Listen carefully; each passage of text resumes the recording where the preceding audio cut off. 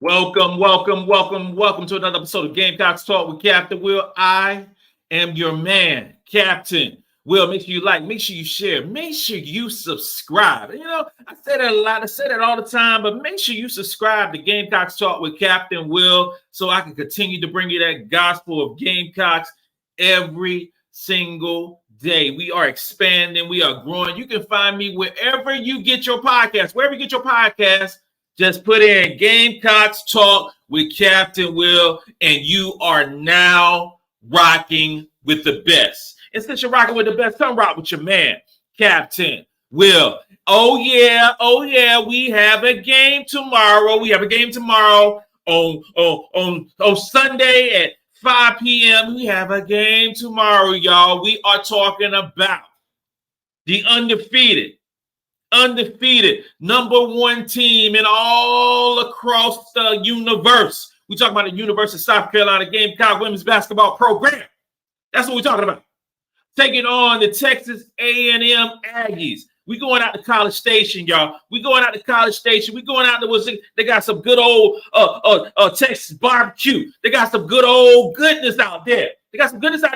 So, but it ain't about the barbecue. It ain't all about the good foods. And Cat Will loves a good barbecue. I love a good barbecue. My idea of Thanksgiving is some good barbecue, some hamburgers, some hot dogs, some grilled steak. And I'm talking about medium well. That's what I'm talking about. And throw in some French fries, and that's my idea of great Thanksgiving.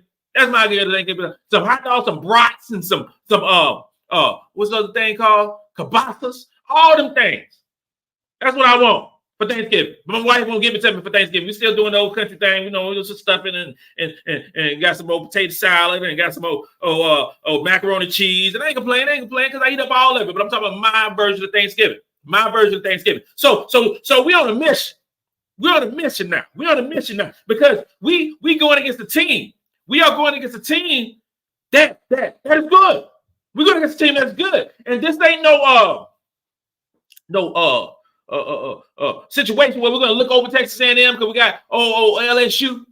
Got over LSU coming up on Thursday night, ESPN prime time at 2000 hours. You ain't got none of that stuff. Nope. We are focused on Texas A&M. They damn sure focus on us. So Texas A&M bringing a 14-3 record. 14-3 record, 2-2 in SEC play. They're currently ranked 28th. In net ranking. That's good. That's a good ranking. That means that they're a solid basketball team. Good, really good basketball team. So it ain't no cupcake situation. We're in SEC play now. So it ain't no cupcake situation. Even though we just beat the brakes off of Kentucky on Monday night by 62 points. 62 points, felt like 87. Really did feel like 87, but we won by 62. In Texas A&M, 136 ranked strength of schedule. What that tells me is their schedule has been average at best. But we got to take that into account. Because Texas A&M has been lauded as a great defensive team. They've been lauded as a great defensive team. They've been lauded as the second best defensive team below our University of South Carolina Gamecock women's basketball program. They like them too, right? So, but their strength of schedule is 136th. Okay, and I say that because ours is 20th. Let's put it in context. Put it in context now. So schedules matter.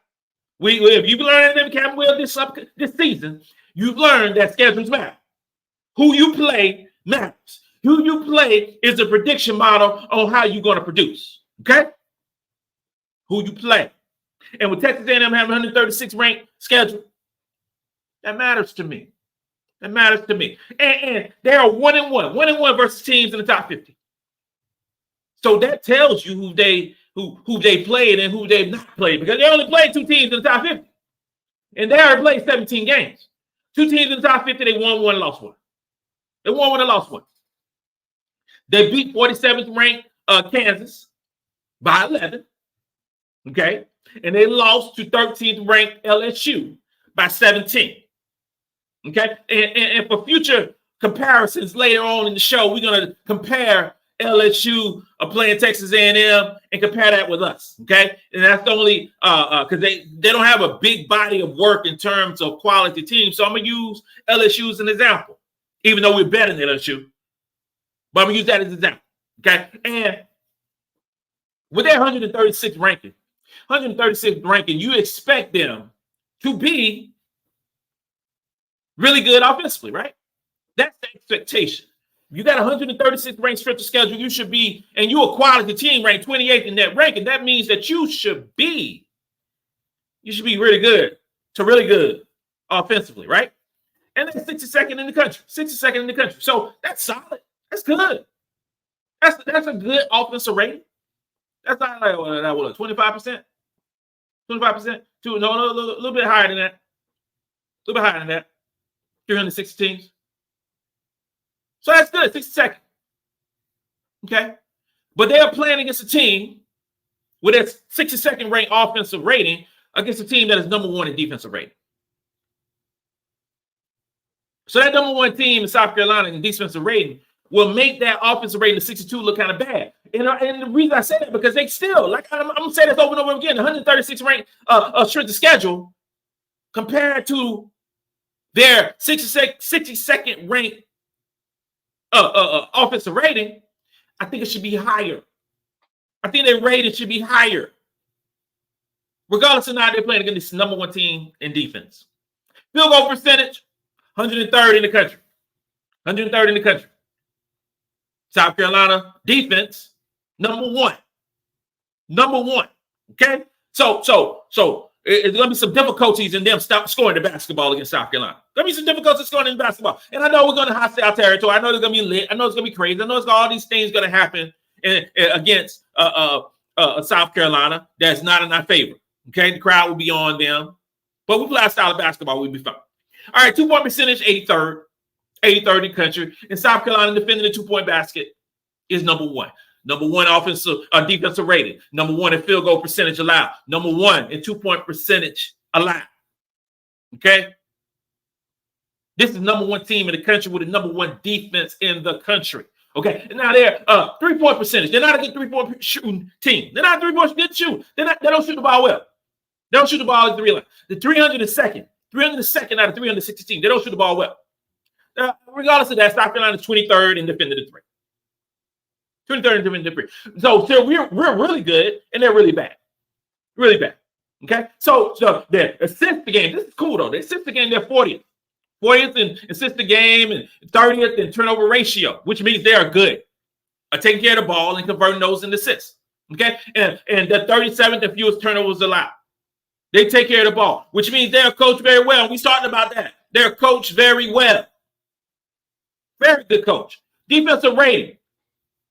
This is the point. This is the precipice of how of Texas A&M basketball. Okay, so their defensive rating is second. Playing against the number two ranked offense in the country. So their defense number two, offense number two. Something got to give, right? But I give the edge to South Carolina because of strength of schedule. To put the shoe on the other foot.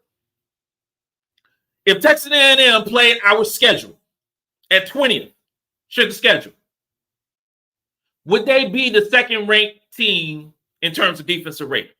I say not. I say not. And the reason I say not, because they played the 130th ranked schedule, and they're still behind South Carolina at number 2. Still, field goal percentage allowed, they're third. South Carolina's number 1. 2-point percentage allowed, they're 4th. South Carolina's 15. 3-point percentage allowed, 8th. South Carolina Gamecocks are number 1 in the country shooting the 3-ball. Number 1 for another game. Okay? Shooting over 43% for the 3-point line. That's South Carolina. This is not South Carolina basketball 4-5 years ago. This is when we walk into any gym knowing that we shoot better than you. Any gym. Regardless of who's on the team. It doesn't matter. South Carolina's number 1. Steals per game. They're 70th in steals. We're 8th. We're 8th in turnovers. taking care of the ball. Pretty good. Pretty good. Blocks, they're 36. South Carolina, I don't even have to belabor the point in terms of where we at in terms of block shots a game. Because we always number one. Always number one. But they're 36 because they started a player who's 6'5", and Lauren Ware. They started another player 6'4". So that's pretty good at blocking shots. Not as good as South Carolina. Not as good as South Carolina. Overall net ranking, again, they're 28th. South Carolina's number one.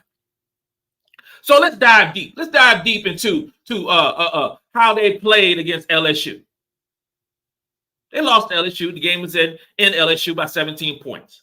LSU is currently ranked 13th in the net rankings.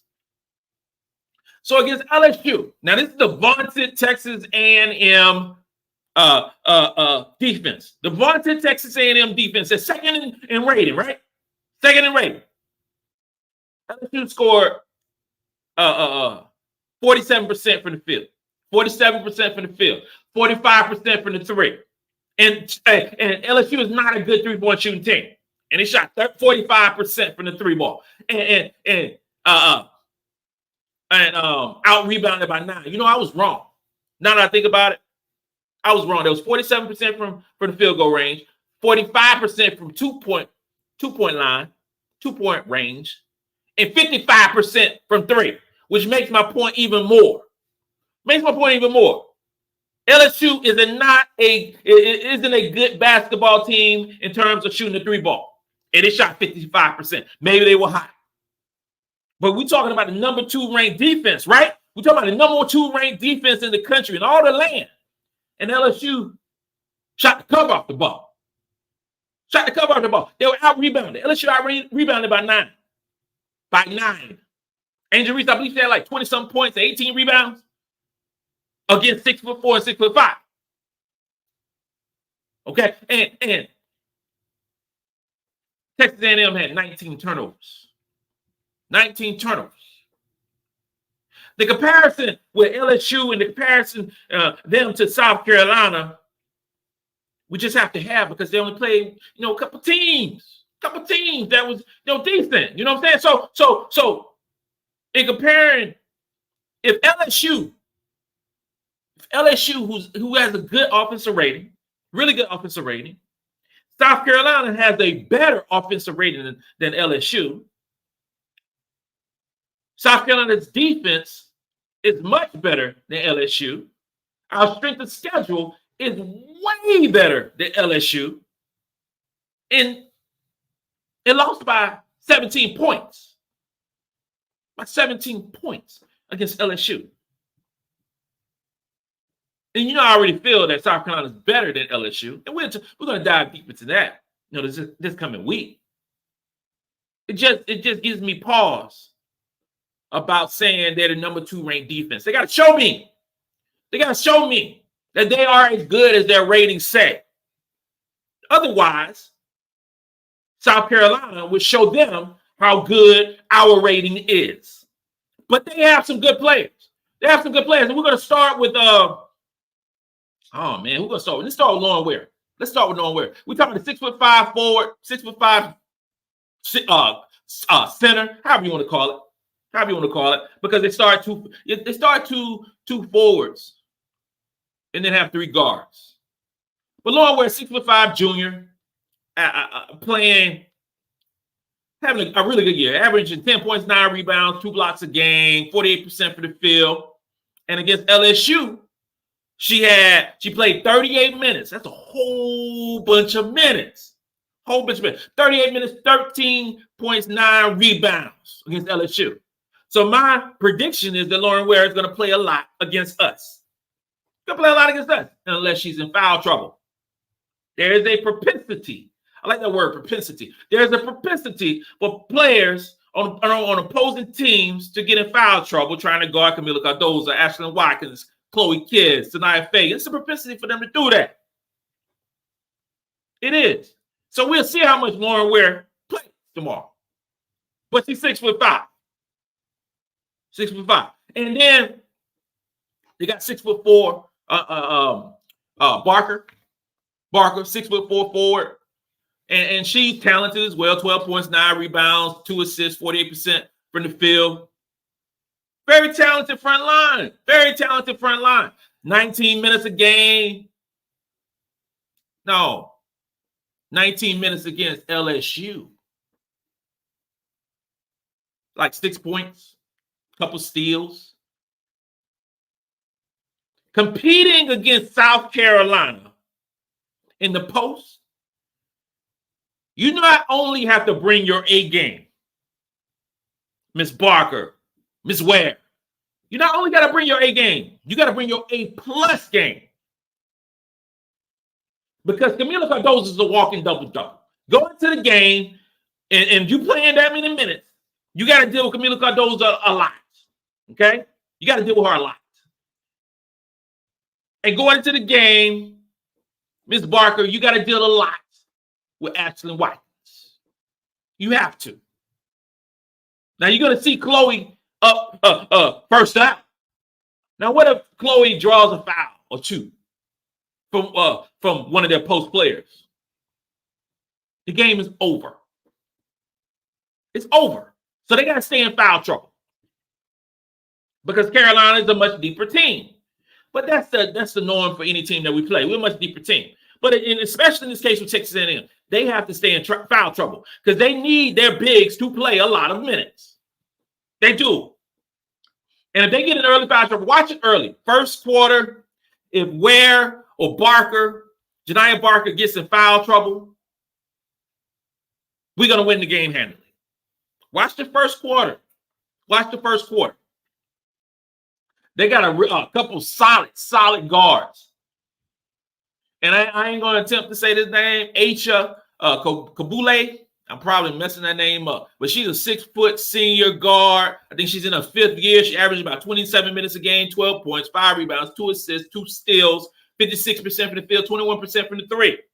And she is a solid player. She's a solid player. And then you got India Rogers, who I think is their best player. India Rogers, 5'6" senior guard. She's averaging 12 points, 4 rebounds, 4 assists per basketball game. And she straight up lit up LSU in 27 points, 9 rebounds, 4 assists. Lit them up. Lit them up. But it wasn't enough because they lost by 17. But she's having a really good year. 12 points, 4 rebounds, 4 assists. My prediction for this basketball game tomorrow evening, 5 p.m., 1700, is for Texas A&M to play solid. I think it's going to be a tough game. And I think it's going to be a tough game because they coach so well. They coach so well. They got good size. This is a test. By every stretch of the imagination, this is a test for South Carolina. This is a test for a potential matchup against UCLA in the future. Dealing with size. Because this will be the first game that we've actually went against a team that can combat size for size. The problem with that size for size is that we're more talented and we're deeper. So I think that over the course of the game, this will be a more methodical type victory. This is a more methodical type victory, playing against a quality team, playing against a team that is coached very well and who has excellent defensive principles. So South Carolina will win this ball game tomorrow. We'll be doing shot o'clock tomorrow night around 7 p.m. And I see a victory of 15 to 20 points by South Carolina as we move on to LSU. 15 to 20 point victory. There are going to be some moments where the game is close, but South Carolina will prevail. And we look at the end of the game, the final box score, South Carolina will have won the game handedly once again. Feel free to use my prediction, Carolina by 15 to 20 points. Book it. This concludes another episode of Gamecocks Talk with Captain Will. I am your man, Captain Will. Make sure you like, make sure you share, make sure you subscribe to Gamecocks Talk with Captain Will so I can continue to bring you that gospel of Gamecocks every single day. You are now rocking with the best. And since you're rocking with the best, come rock with your man, Captain Will. Let's go. Let's go.